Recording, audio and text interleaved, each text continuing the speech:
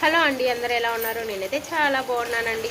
ఈరోజు అయితే నైట్ అయితే చూడండి, ఫుల్ అయినా మార్నింగ్ నుంచి ఈరోజు మార్నింగ్ కూడా అయిపోయిందండి. ఫుల్ వాన అయితే వస్తుంది కదా. నైట్ అయితే చూడండి ఎంతలా పడుతుందో, అసలు కొంచెం కూడా బయటికి రాలేని పరిస్థితి అన్నమాట.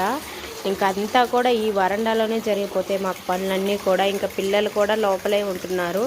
బయటికి వెళ్ళి ఆడుతూ ఉంటే బాగుంటారు, లేకపోతే ఇలానే ఉంటుంది కదా. ఇంక ఇంట్లోనే పిల్లలు ఉంటున్నారు చూడండి. ఇంకా స్కూల్స్ కూడా 3 days హాలిడేస్ అయితే ఇచ్చారు తుఫాన్ వల్ల. ఇంకా బాబు అయితే ఇలా బొమ్మలు అయితే చూస్తున్నాడు ప్రొజెక్టర్లో. ఇదండి పరిస్థితి. ఇంకా మీ ఊర్లో ఎలా ఉందో ఏంటో అయితే తెలియదు, కానీ మా ఊర్లో అయితే ఫుల్ అయితే వాన. నేను ఇంకా పాపకి ఉయ్యాలకి ఇబ్బంది అవుతుందనేసి అయితే అటుపక్క కిటికీకి ఇటుపక్క కిటికీకి అయితే ఇలా అయితే కట్టేశాను. మధ్యలో అయితే ఊగుతారనమాట.